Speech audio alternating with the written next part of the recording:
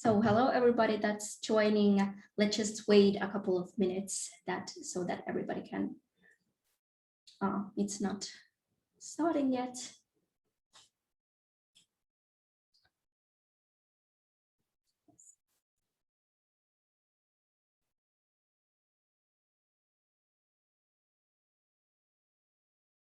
So welcome everybody. Let's just wait a couple of minutes so that everybody can get in.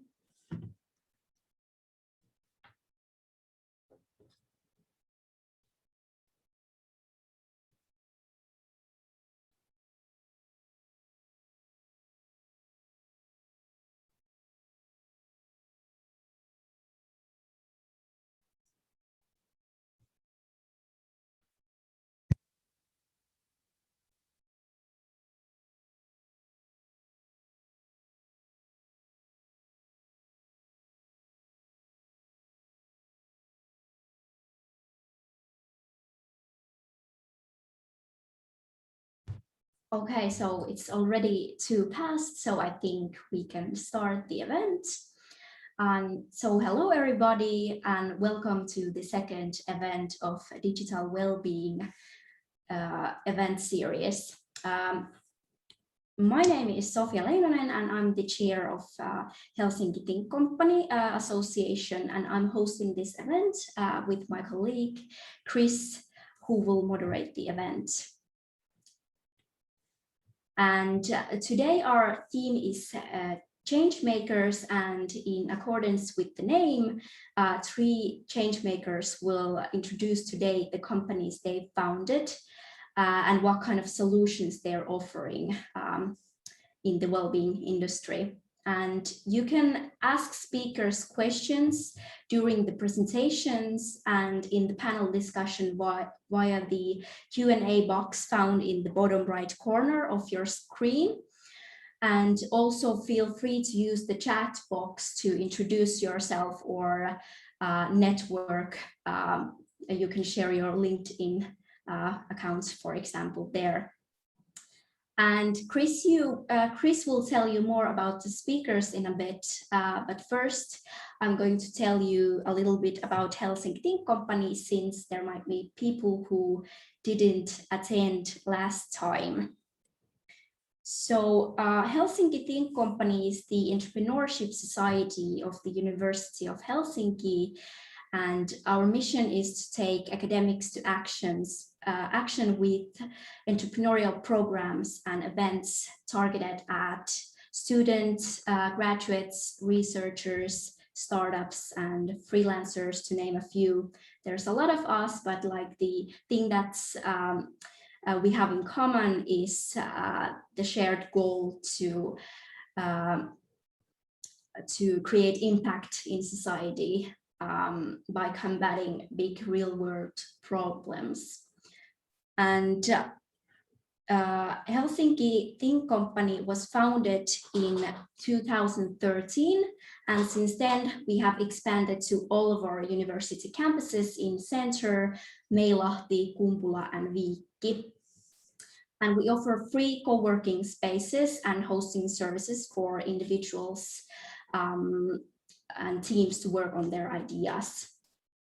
And we have finally great news for those who have been waiting for our spaces to open. And we are opening actually the Meilahti space in the end of May, and we're announcing soon in our social media channels the exact date. So keep tuned. And this event we've been organizing food-themed idea accelerator Ruokis and Health workshops, which contain all the things you need to consider when setting up a company. And Health workshops are done for the spring, but we're continuing in the fall. So stay tuned for the upcoming workshops as well. And lastly, but not least, this event is enabled by our board, my colleagues who make sure that Think Company community is doing well and corresponds to current trends. But now let's welcome Christopher, who will lead us in more detail to the actual topic of the day and our speakers.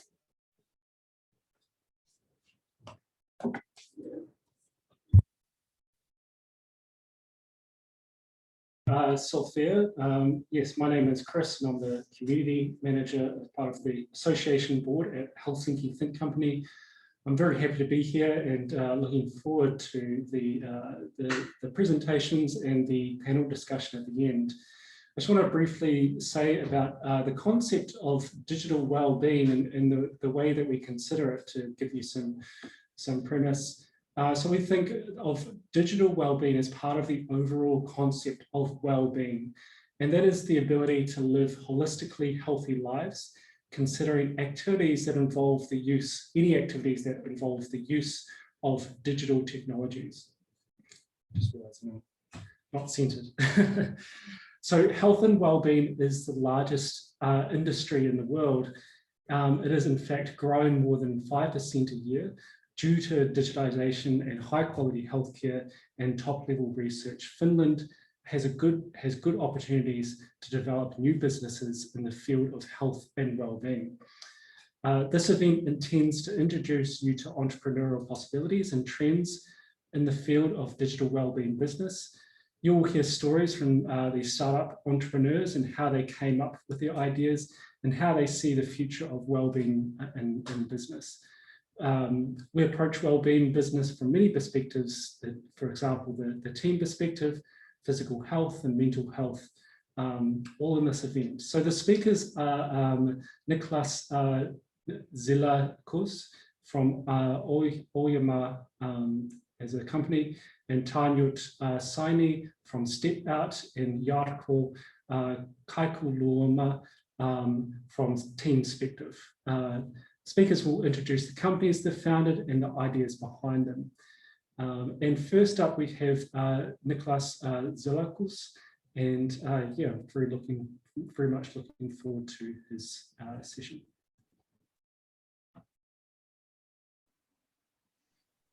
Thanks, Chris. And you definitely didn't get the easiest of names here, right, to present. But I will bring up my slides, I guess, at this stage.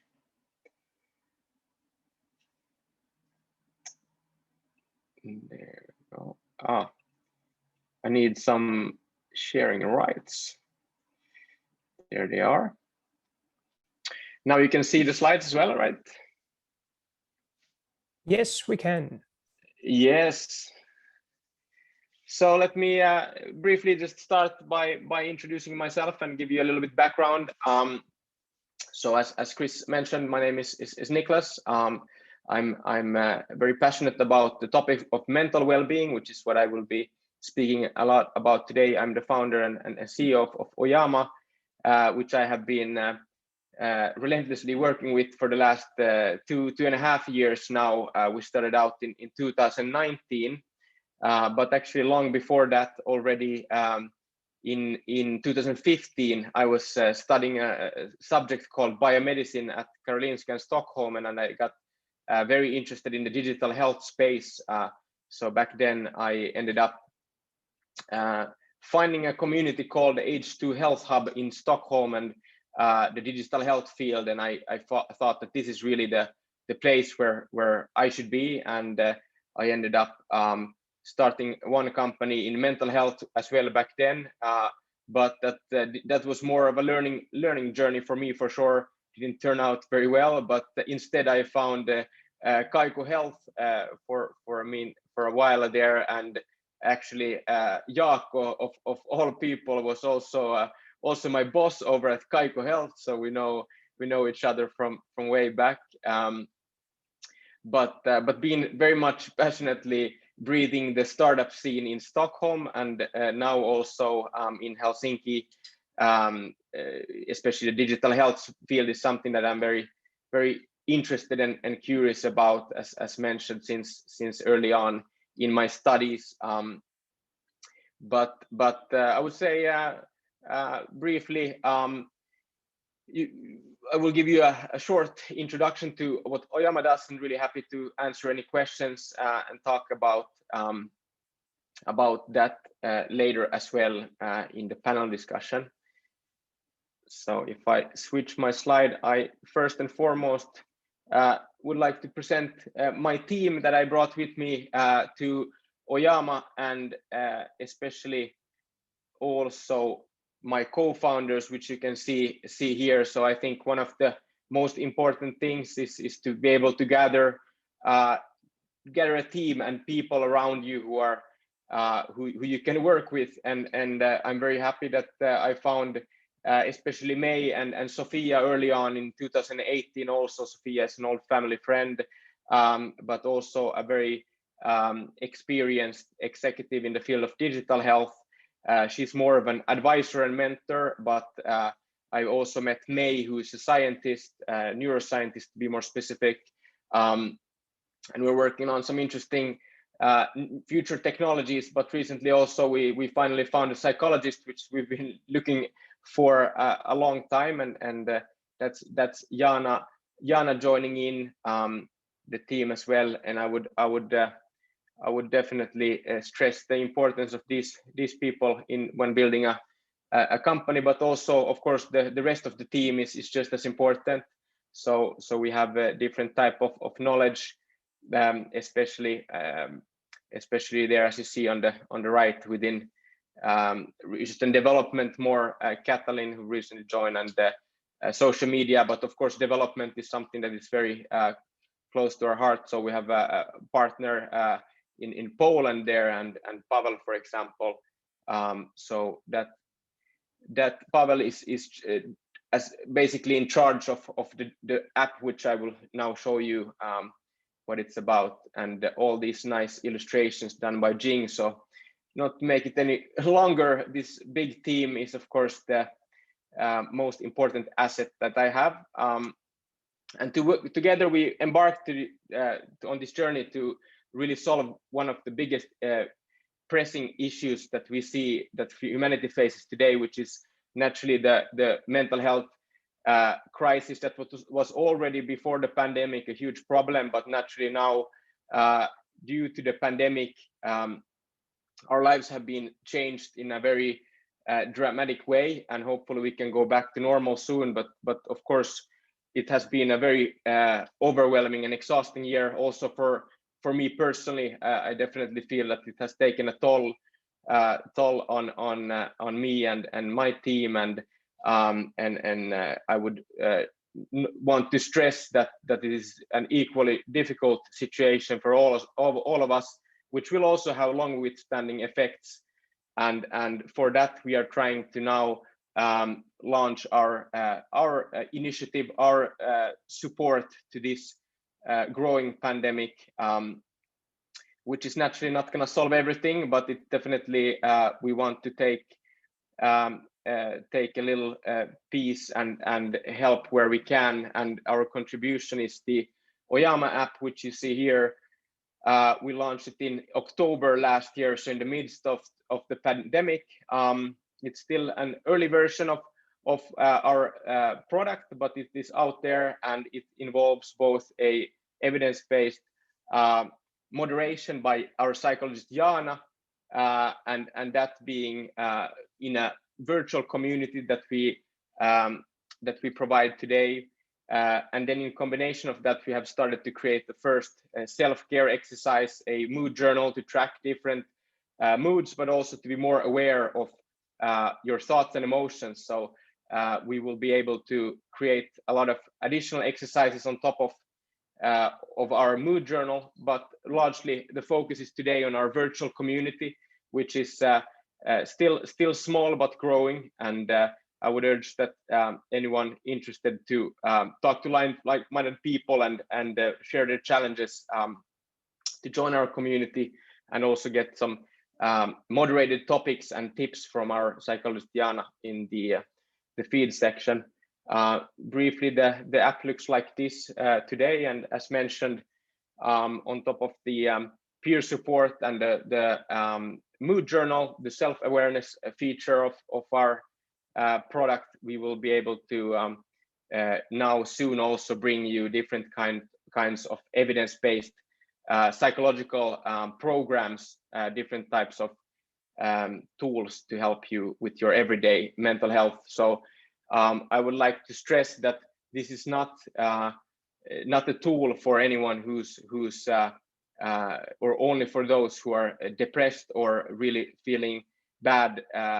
This is also a tool for you who is just struggling with your everyday life, exhausted with the pandemic, but also with your current situation. Of course, we don't discriminate anyone. However, we know that we are limited to help everyone, so we try to guide those to healthcare who needs more help than we can provide. But we want to be an easy, low threshold platform to reach when you need a hand and need the support.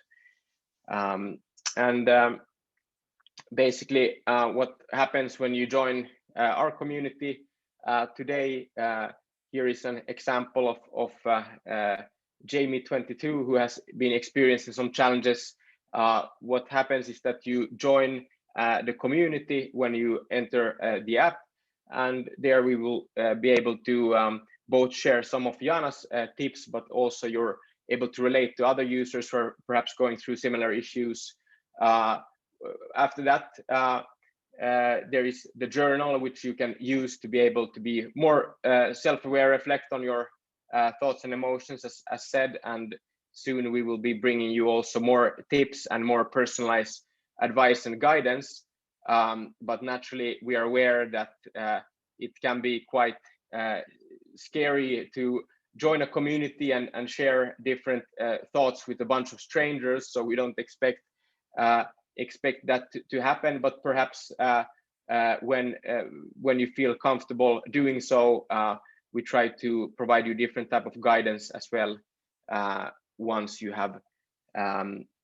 share something in the feed. The culture has been very constructive and positive, so we really want to stress also that this is a community for encouragement on daily challenges, and then we have our evidence-based tools on top of that.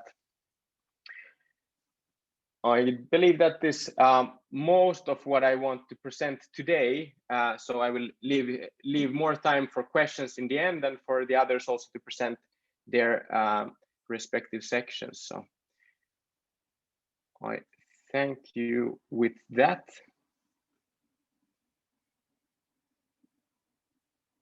And there we stop the sharing as well. Yeah, thank you, Niklas. It was a really great presentation of your solution. I really like the kind of a three-pronged approach with the psychologist and the peer support and the mood journals. Next we have Tarnjit Saini, who is the co-founder and CEO of the Helsinki-based fitness and wellbeing startup StepOut. So welcome to the stage, Tarnjit, and I apologize if I got your name slightly wrong. No worries. I was trying to remember your pronunciation before. It's fine. It's completely fine. I'm never offended, and I think it's completely fine as long as you pronounce my name something. So that's okay. But thank you so much for having me here. Okay, I can share my screen first so that we have the presentation here.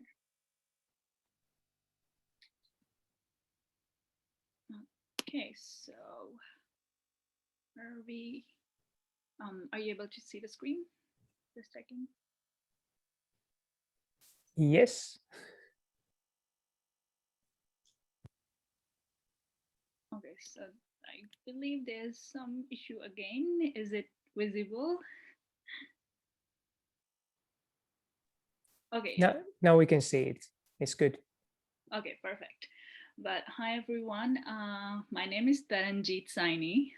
You can call me Tanu throughout this conversation for addressing me, or if you want to call me Tarnjit, it's Tarnjit. So you stress every word in there, and you're able to say it completely, Tarnjit. Or you can just call me by my last name, Saini, because that's more like a Finnish name. So yeah, I've been in Finland for around 12 years. I've been halfway raised up in here, so completed my basic education, higher education, as well as the university studies in here, and decided to be an entrepreneur. Now, there's a story behind why I got started with StepOut, along with my co-founder, who's not here today. But yeah, since this story is not just about me, it's about her as well, I'm going to share the whole story.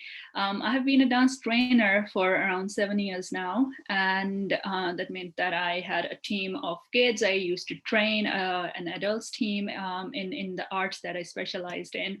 So it took me around 6 to 7 years to build a whole customer base up, in a sense that all of these people who were learning from me. And for any independent trainer, it usually is a struggle when they start up new with a new activity that people do not know about.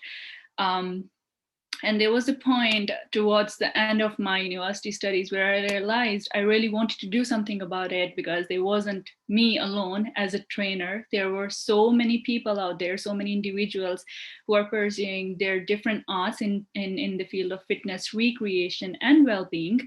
So apart from just the general gym fitness, there was a lot going on in the community. People are doing so much crazy stuff out there, and they can make others learn it.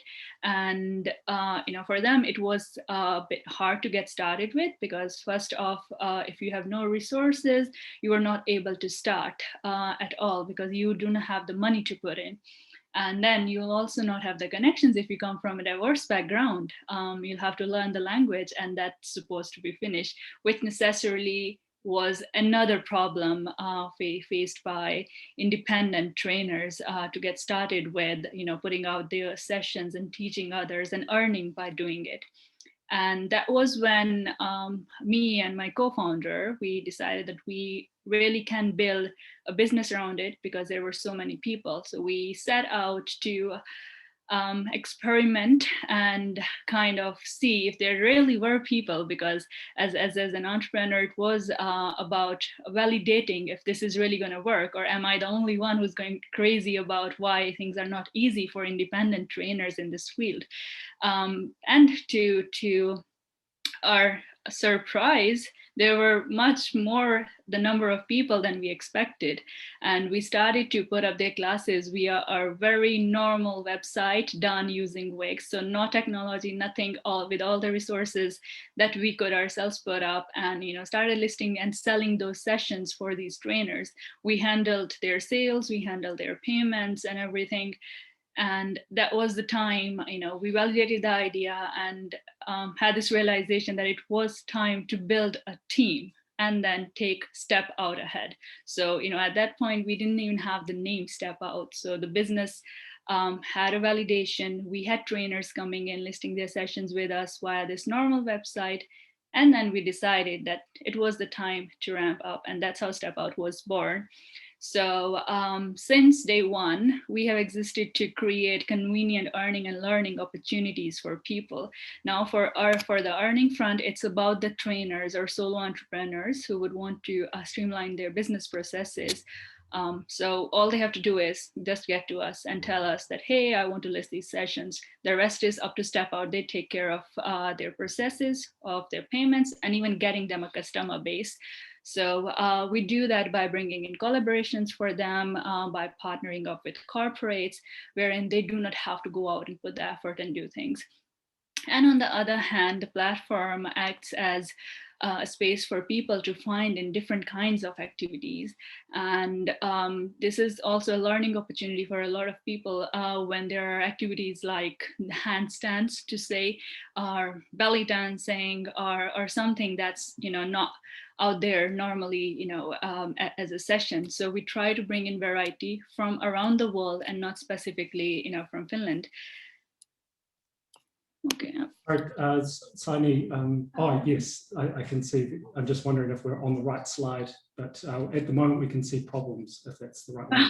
Okay, I thought that it was changed already, but okay, when I was talking about the problems, but yeah, I can again mention that. So the problems that we looked upon were that there were a lack of opportunities, lack of resources, lack of exposure to these independent trainers. and we wanted to help these people. So as I already mentioned, but now please let me know if the slides don't move ahead. So I'm so sorry for that. And then jumps our solution, our platform, which is an iOS and Android mobile application that allows the trainers to list, monitor sessions via a StepOut's both web and mobile app for their end users. Could be their users or could be the users that we bring in via marketing and collaborations. They can host sessions as per their preferences, could be on location, virtual, or could be hybrid in a sense that the session could be going live and they could be at a studio with other students. And if they have the potential to train both the people on location and virtually. And then definitely minimizing the time and effort while making more profits for them. So a trainer doesn't have to come to us and tell us that I would want to do specific sessions for StepOut. If they already have their business running, we allow them to put up, a specific number of spaces for their already existing classes. So adding more revenue to what they already have. And as I mentioned, this happens via our mobile and web application. It's available on both iOS and Android stores. Super easy to go through, but definitely if you download the app, we would welcome all the feedback because we really love working on the aspects that people, provide some critical feedback in. So do go check it out and let us know if that works out for you.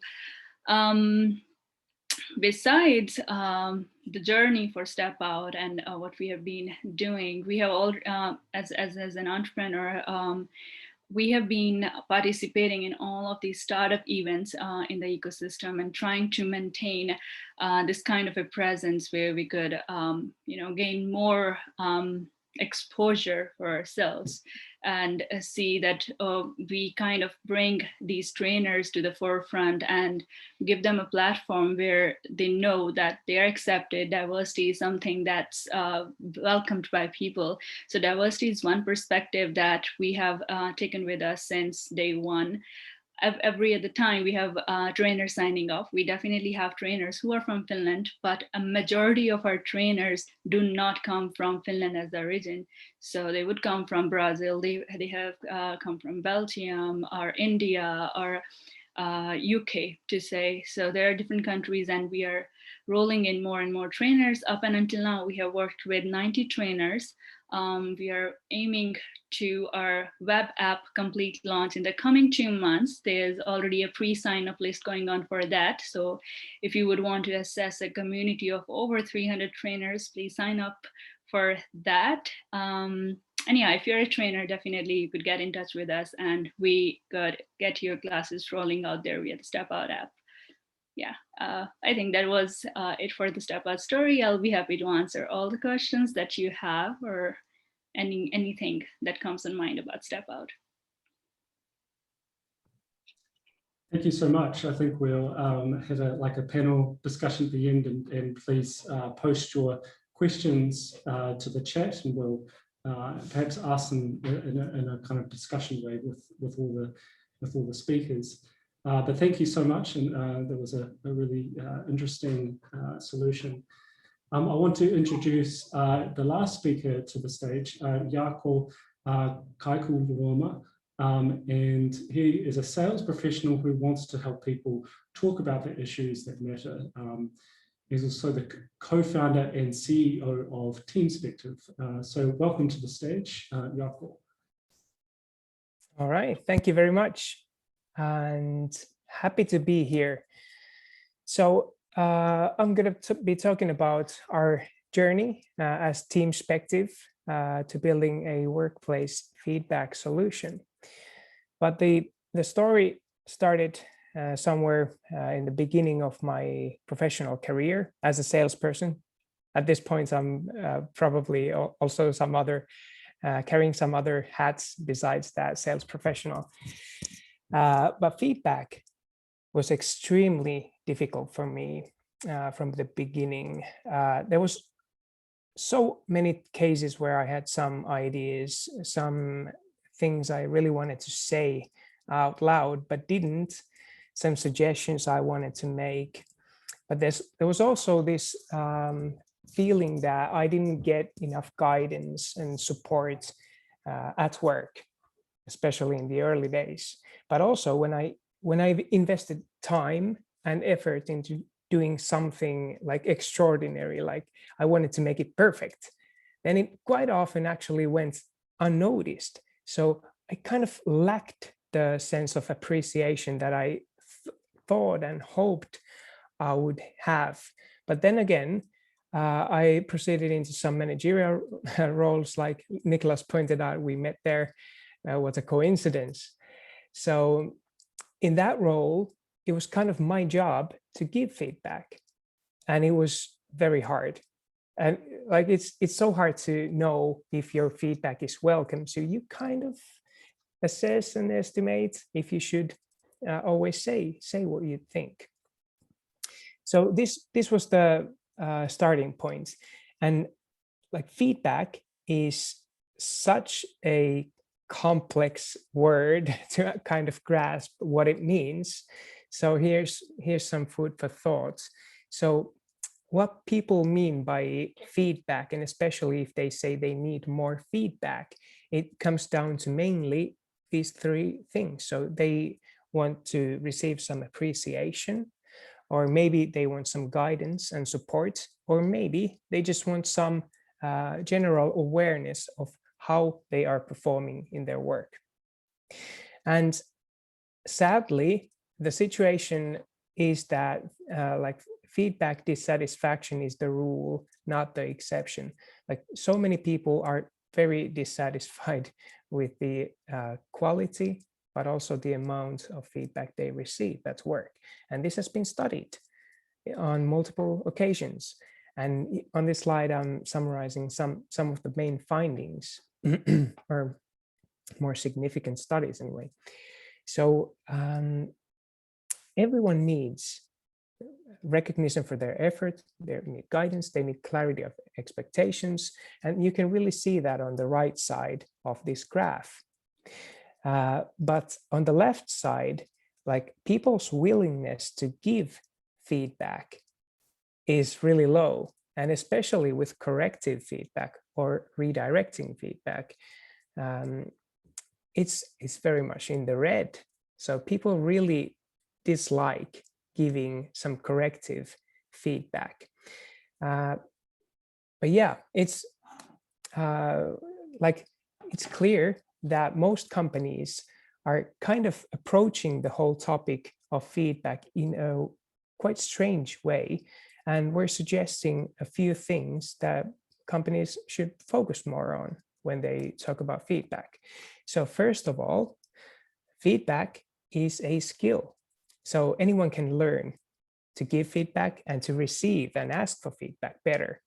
And it's everyone's job. So everyone should be taking ownership of their feedback. It's not only the manager's job to give their team's feedback. And thirdly, people need to ask for it, because like we saw on the previous slide, people are not willing on average to give feedback. So you really need to make it easy for them. So you need to be the one who's active and ask for feedback. That creates the sense of psychological safety between the two people or a larger group of people, just to give a permission to speak those things that people think. And fourth, it's about actions. So the focus point in feedback should always be action, not a person, or a person's behavior, not the person itself or himself. And then finally, we are trying to help our customers increase the frequency of feedback. So you get these once a year feedback discussions or development discussions, and once a year HR questionnaire. Like all of that is so much too infrequent. Like you need to do that monthly or weekly to really have access to this real-time information. That supports decision making, because that's the point of getting feedback. You make decisions based on it. It's the very mechanism of making decisions. So we have built this toolkit for building feedback culture. And it has mainly two components. One of them is for personal feedback, and then the other one is for pulse questionnaires. And on the personal feedback side, we help people ask for feedback in a very structured, very smart format that is easy to respond to. Then we gave a lot of guidance in how to formulate feedback, because it's difficult and it's a skill that people can learn and master finally.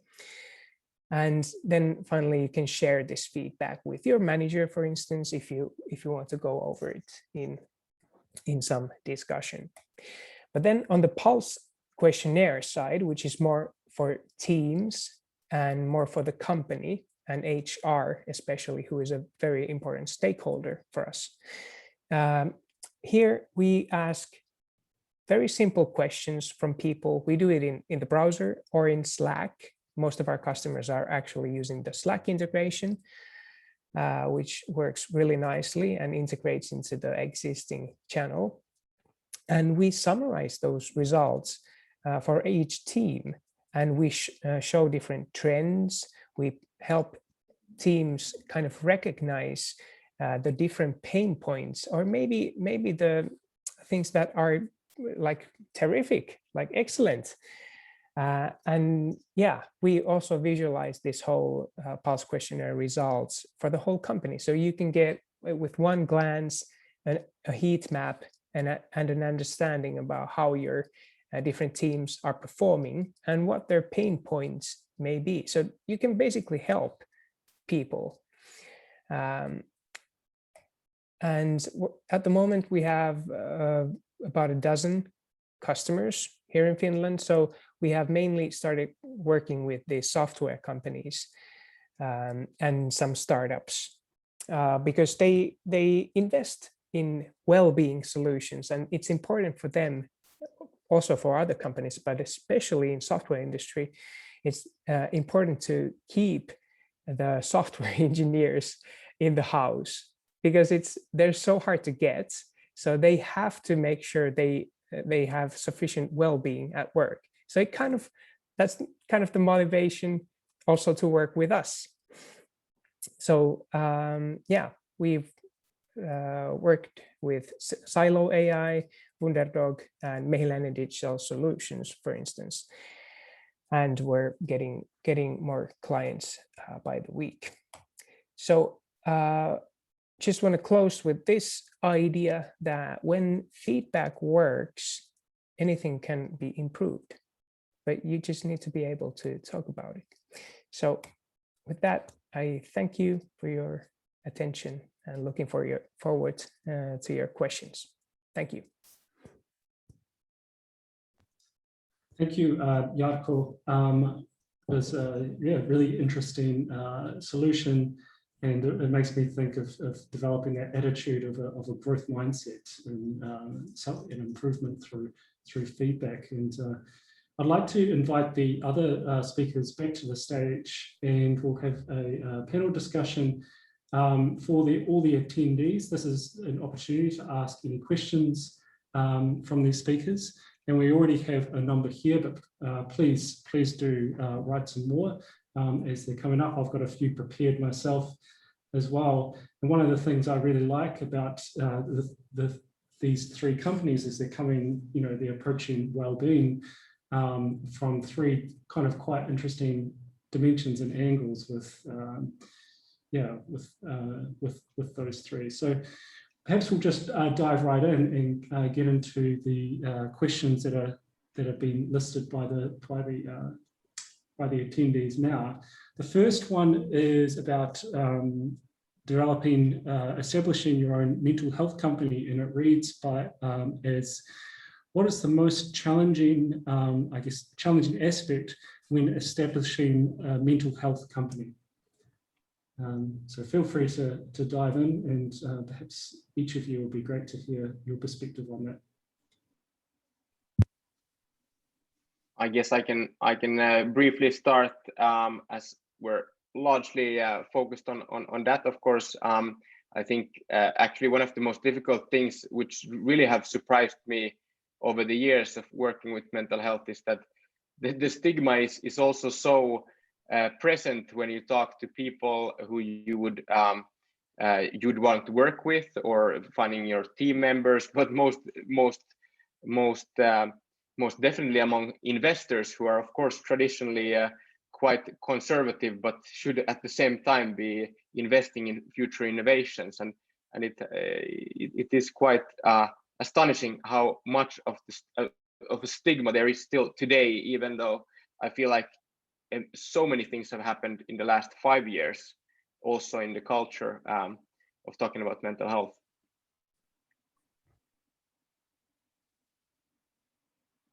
Yeah, I can probably go next.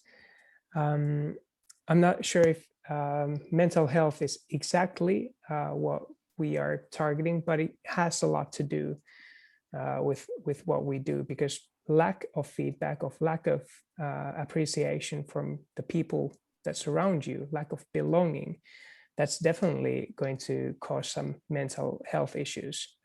So that's kind of the connection point from us to mental health. But coming from a B2B company, like we just decided that we need to talk in the language of organizations, of companies. So the kind of, I see feedback as an access point to a lot of these more deep topics that are related to well-being. So just being able to express yourself freely at work, that's amazing when that happens, but it doesn't happen all too often. And kind of focusing on how to improve feedback practices is the way in for us, so to say. I just have to comment that I think that's brilliant, and because we've also realized over the years that in the beginning we tried to, like, we figured we have to talk about the issues, and we talk about the issues as they are, but over the years one realizes that actually people might not be so willing to talk about them, so you have to find an entry point. So I think that's really brilliant, Jakko, as well, to use feedback as a bridge to talk about the underlying issues as well, right? Right.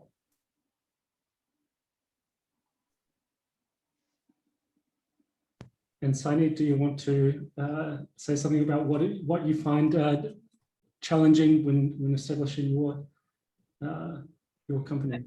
I believe the field is something that I have not closely worked with, so I won't have something as concrete to say, but I definitely would go with what Niklas and Jakko already shared. Great. Yeah, thank you. So the second question, actually I'm just making sure they're in order, was how much people share their experiences in Oyama app. So I guess this one is directed at Niklas. Yeah, so how much do people share their experiences with Oyama app? Does that make sense?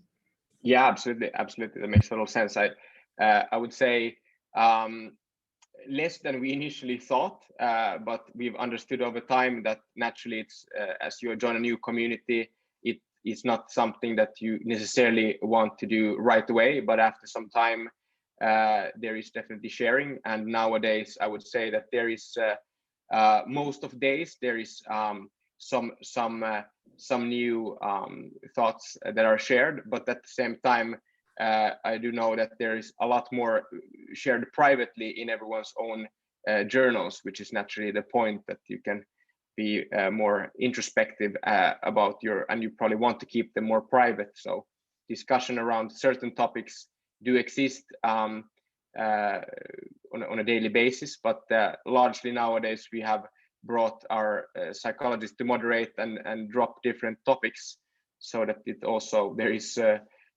more to discuss as well in the community. Yeah, thank you for that. Actually, I'm keen to ask a quick follow-up question to Jakko related to sharing experiences and the degree to which people are open depending on how public the feedback is. So, like perhaps people's feedback might be different if they know only the individual is going to be receiving it versus potentially if it's part of a performance review or if it's going to be seen by their line manager. So yeah, just interested to hear what you think of that. Yeah, that's actually a very, very important topic that you raised. So our approach has been to make personal feedback private. So people can really take ownership of their own feedback. So I can ask you for feedback, or I can ask Niklas or Tanu or anyone here for feedback. And that's only going to be from me. There may be some statistics that I'm active in asking for feedback, which is a positive signal to my manager, for instance, but they don't have access to that feedback unless I share it to them. So that's the approach that we have taken, because we really want to encourage people to ask for feedback. But in some other tools, it may be the case that a manager collects feedback for you. You can't even see your feedback. Manager gives you bits and pieces of that feedback. And I think it's horrible. And I think companies should stop doing that. And what comes to the Pulse questionnaire, every answer is anonymous, well, to the extent that they can see the teams under which each user is, so that you can actually pinpoint in which teams workload is an issue, or where is learning an issue, or psychological safety, or some of the other factors. So yeah, that's the approach that we have taken. Personal feedback is private. Pulse questionnaires are anonymous. Fantastic, thank you for indulging me on that. It's quite an interesting area, and it sounds like you've really thought deeply about this. I'm keen to hear Saini's thoughts on the next question, and also everyone else's, is how has the pandemic affected your businesses and the industry in general? So I guess, particularly for fitness instructors, it's, with gyms closed and that kind of thing, it's a bit challenging. So yeah. So honestly, for StepOut as a platform, the time we started, we had sessions at studios, so people had to show up on locations, and then there was a whole shift. Almost COVID literally did not allow people to go out and interact, and people were not comfortable, and that was the time we had to rework the whole idea of having these sessions sessions virtually. In fact, the time we shifted the platform to all virtual, the all virtual scene, it was the case that not all of the trainers were comfortable doing it virtually, because they wouldn't know how the people are going to be in front of them. Are they really going to be doing what they are supposed to do? It was a challenge initially, but we have been here for almost 1 year dealing with the pandemic, and people have learned adapting to these ways. And for example, for the trainers, we introduced our own live streaming platform, and it's always been the case that we have promoted having interactive sessions rather than recorded sessions, so that there's some kind of a human connection going on. Of course, you could put on these video recordings and you could follow them up, but then if you have an interactive session, the aim has always been to kind of encourage the people to keep that human connection going and talk to each other while they are also practicing some sort of art. It could be full body fitness or yoga or something, and especially from the business front, I believe for companies who are working in let's say the virtual fitness streaming services, it has been a boon in a way that a lot of people have shown the tendency to go ahead with these services, and this is really working. If we think about the services that are offering, of course there's going to be an after pandemic world, but then right now within this pandemic period, it's this, people want to be there in their own safe spaces, and for companies that are offering these virtual services, it's something that's appealing to the people. From a business point of view, that's really beneficial and is helping, it has helped us to roll in our service virtually. We got the best sales when we actually went virtual, and we actually started having people from all around the world. And that also is the biggest opportunity. We are not limited to just one geographical location. It's like connecting people from around the world. And that's, a profitable point as well, wherein you can bring a lot of variety from the origins, and definitely get a different audience set for these trainers who are coming from diverse backgrounds at different places around the globe.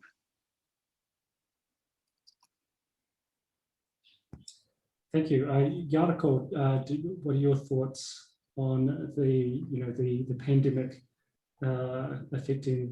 affecting your business? We started the company in it was March 2020. So I know nothing of the time before the pandemic. So that was exactly the time that the pandemic hit. So can't really say how it affected. Definitely like investments froze for half a year. So it was kind of hard to get any appointments. All the HR people were losing their minds for the first half year. So it was definitely not easy. But on the other hand, these teams were remote. They needed digital feedback tools. So can't really say which way it pulled, but it pulled both ways quite hard.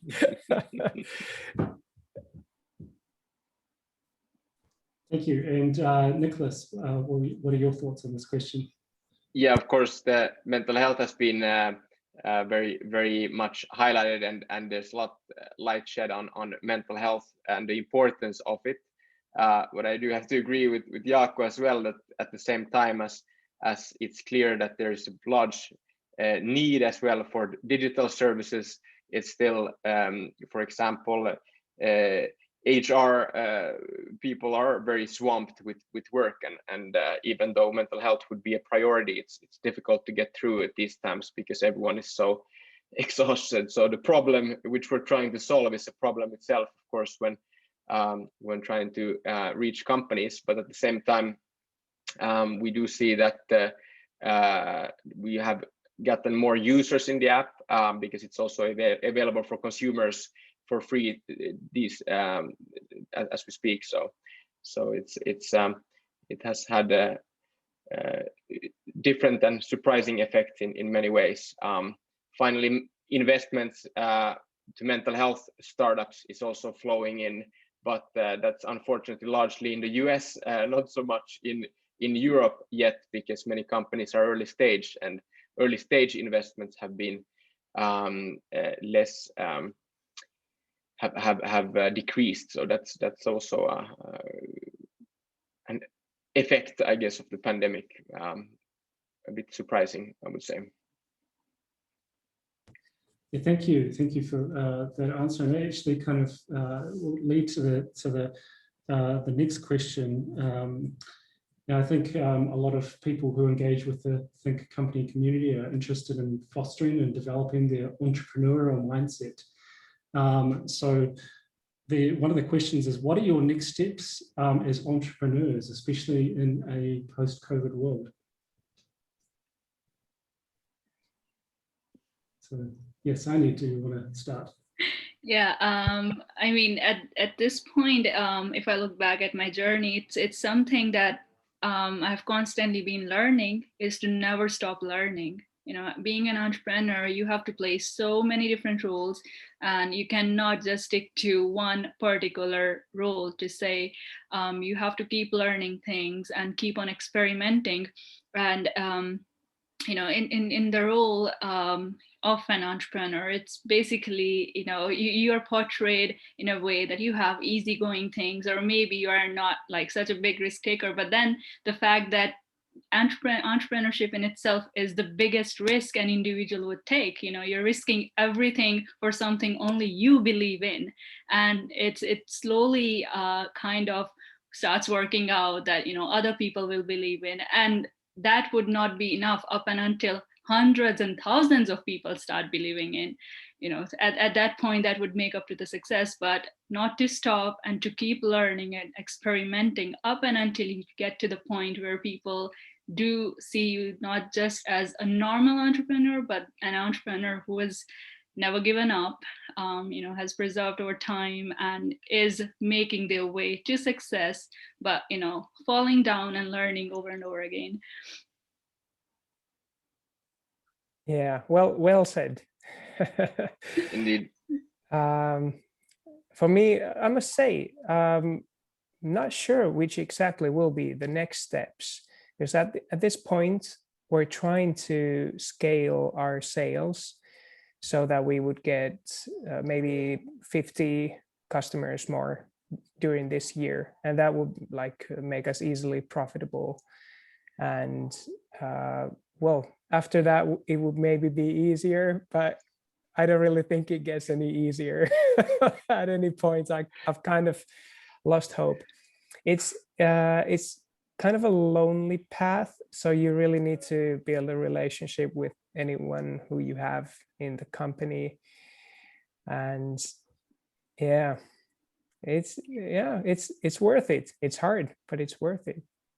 Yeah, at least, by the end of the day, you realize that you're doing something that has some importance. So, you're not after something that you're doing for the heck of it. It's just you are personally connected to your mission. And that kind of brings in the motivation every other day that I'll keep on doing this.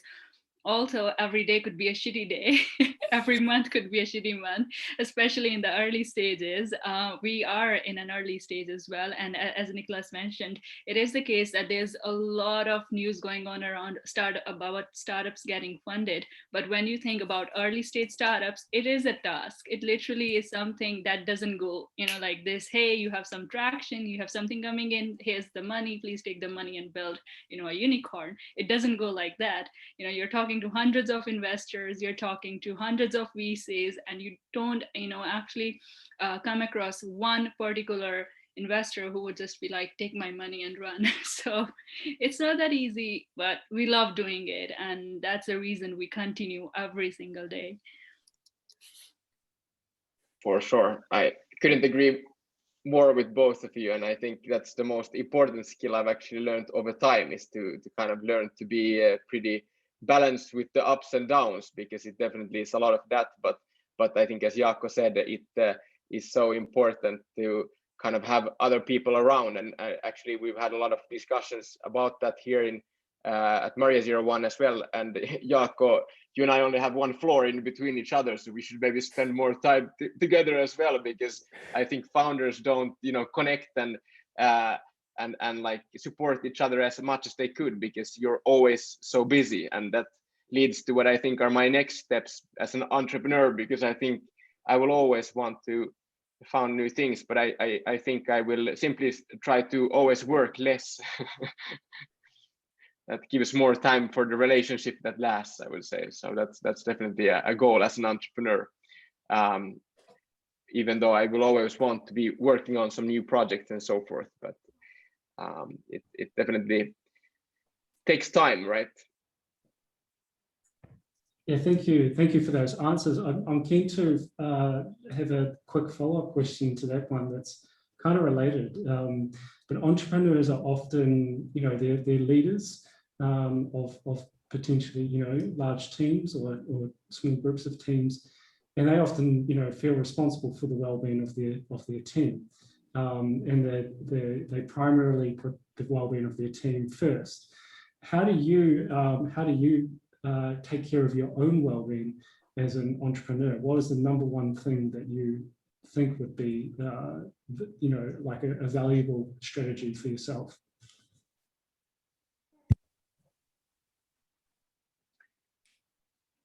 Who wants to go first? Question. Okay, I think I can go first in that case. Well, in terms of the personal well-being, it has to be giving yourself some self-assurance that you are doing enough. You know, people are not going to come and tell you all the time that, hey, you are doing great, because there's a lot of criticism coming your way. You're going to meet, you know, so many people out there who would actually tell you that your idea is shitty, although you have been working, you know, days and nights and, you know, putting in all the hard work.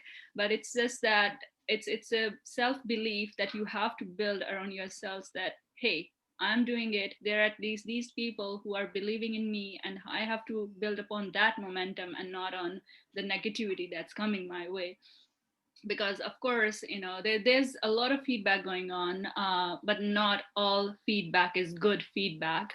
It could be constructive, it could be really negative, and you know, you have to find your way out to analyze if it's constructive or if it's negative. And that's something that's about your own thought process being in place, and that's about you believing in yourselves. For me, it personally is that I rather reflect on what I have achieved in all of these months and what are those small wins. It's not about, you know, about a 200 or 500K funding round. Of course, you know, the big wins matter, but the small wins equally matter. And they actually are kind of the stepping stone to keep pushing you to do the next, you know, good thing or the next better thing to achieve another milestone. So always kind of appreciating my own self. Yay, we did it. So, you know, it's just about celebrating the little things and keeping on with that pace. Super important. I could definitely do more of that as well. I think positive self-talk is so important, right? And I would say, like, one of the biggest things for me is just a classic to exercise. I wish I would say meditation, but I've actually lost that habit a bit over the past year or so. But I've kept one thing in my life very close, which is sports. So I've been actively playing team sports as long as I can remember, and I'm still doing that because that gives definitely makes you have to do something else in the evenings as well than work, or and something that's actually definitely helps me a lot. So, and maybe I would even say that's necessary for me. So that has been is hugely important. Yeah. I kind of stuck with the thought that you should celebrate the small wins. I think that's a nice thought. And kind of adding to that, I also would say that it's healthy to keep things moving, because at least I've noticed that I've, like, at times I've stopped doing the boring thing that you need to do in order to keep the wheels turning and focus on something flashy and nice for a change. And after that, things start to fall apart. So you kind of need to keep the home base clean and you focus on the boring thing. It's not necessarily boring, it can be awesome. For me, sales, for instance, is kind of boring. I'm not sure if I should say this, but yeah, at least setting up appointments, that's the worst part of it. So, but that must be done. Like, you can't ignore that. Like, that's the only thing that keeps the company moving. Or if it doesn't happen, the movement definitely stops. That's for sure, at least. But yeah, on the other side, in private life, I have a baby boy who's 3 months old now, so I try to spend some time with him every day, and with my wife, of course.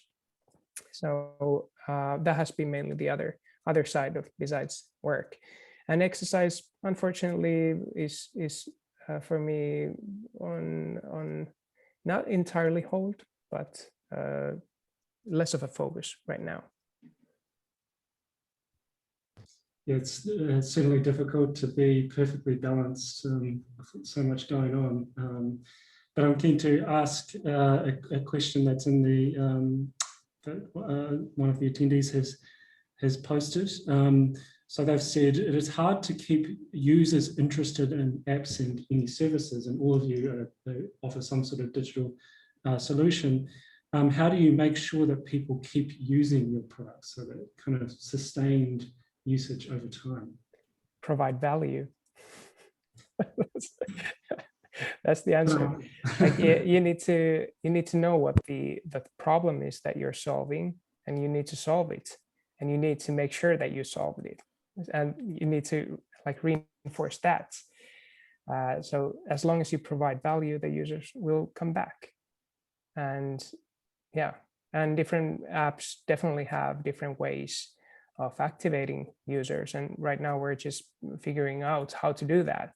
Like we definitely are learning how to provide the value that we try to provide, because some people get it, others don't, and those people drop out.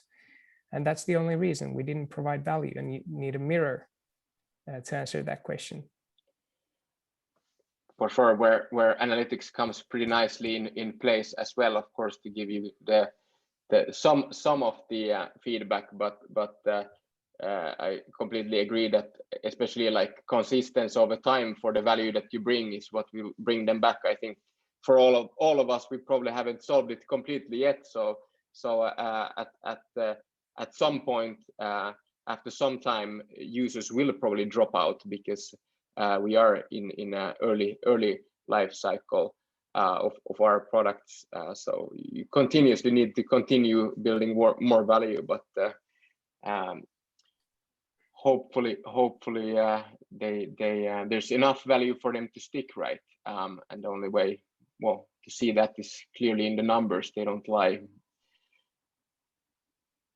Yeah, I would like to add that constant communication. So there's a difference between constant communication and spamming that really comes to the forefront when you think about marketing your service. So, having a constant feedback loop with the people or the initial customers that you have is super important, because they can provide a lot of value to you in terms of the feedback, in terms of letting you know where it's not working for them, especially for a service that they're paying. And it does make sense that their approach or their, let's say, even the constructive feedback they would have for the service will work for the better, because these are the people that will connect the business to other people as well when it comes to recommendations or referrals and so and so. So a constant feedback loop, a constant touch with the users, that's super important. And drawing a line where the constant reaches, and drawing a line where it's spamming, so sending them 20 emails per day, something that never works. But definitely hearing from them and kind of letting them know where you are is super good, because I believe they really do appreciate when it comes from businesses that have just started out and they have started experimenting with a new service that they're taking in. Yeah, thank you for those answers. I think we can wrap up with the last question and finish a little early from one of the attendees. And this one's actually directed at Jakko, but I think perhaps all of you could answer it. And that is, how do you use feedback within your own teams? So, yeah, I actually wrote an answer to this question on LinkedIn just a few weeks back. We tried this new concept of having a feedback week. So it begins on Monday when everyone asks each other for feedback. And from Tuesday through Thursday, people give feedback. And on Friday, we had this session where each of us presented the feedback that we received. And we kind of pointed out the things that we need to work on. And like, it was amazing to have that kind of open discussion about like what other people's notice and want to say. Like, that was really nice. And then we drank some champagne because we need to celebrate those kinds of moments. But yeah, that was something. Like we use our own tool, obviously, for feedback inside the team. But we also have some other like meetings outside the actual app that facilitate that content.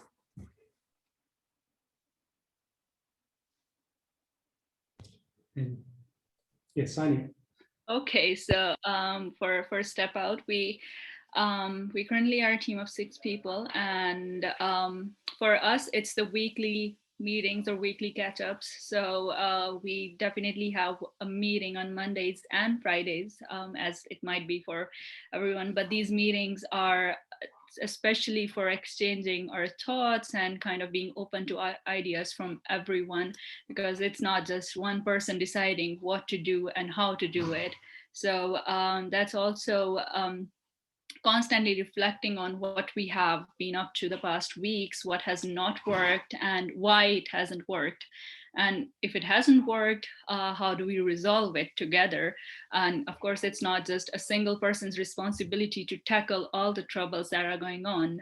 So it always is a mutual effort, and all of us try to connect to each other, of course, besides these 2 weekly catch-ups, using all of these different channels. We actually are the team who doesn't really uses emails for all of that, but other communication tools like Slack is the go-to place, and sharing your thoughts about what is going on, and of course reflecting on how things could be better. And if someone actually is stuck in some problem or something, that's always being discussed constantly. Of course, we have not been using any tools, but I believe now is the time I can look into something new now. I agree. We could definitely do more structured feedback as well in our company, naturally. So I think we could also use a tool. We largely have also weekly meetings to discuss that, but also we use some of the Slack bots, which I think are pretty popular to be able to gather some feedback. I haven't seen yet a really good anonymous Slack bot though. But at the same time, I try to, of course, have monthly one-on-one meetings with everyone, but that's naturally not anonymous. So I think there's definitely room for improvement for us here. Excellent, thank you all. I'm thinking, Jakko, if you want to post your article in the chat, and would love to read it, your LinkedIn article that you mentioned. Sure. But thank you all. Perhaps we'll finish a little early, and I think yeah, I got a lot out of all of what you had to say, and I think all of your solutions are really unique, and offer a really interesting perspective on potentially fostering and developing your well-being even within the digital space as well. So thank you all so much for attending today and presenting and answering all of our questions. And lastly, I'd like to invite Sophia back to close off the session. And yeah, I hope you have a good evening.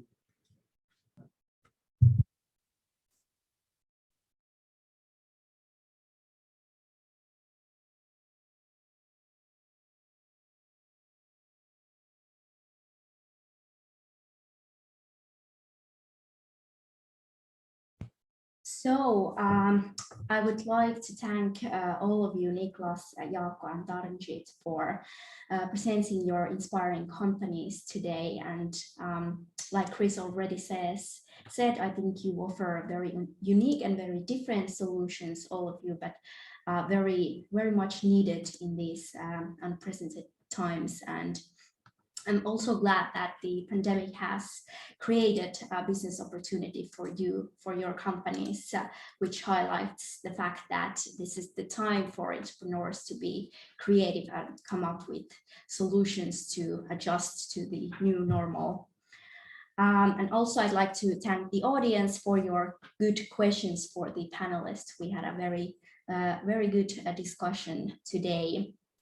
And I hope you all enjoyed the event. And in case you want to watch it again, we actually recorded the event and we'll send you the recording soon to your registration emails. And for now, I'd like to wish you all a very pleasant rest of the spring, and I hope you'll stay safe and be well, and hopefully we'll see you soon again. Thank you for participating. Thanks so much for having me. Thank you. Have a great weekend, everyone. Thank you very much.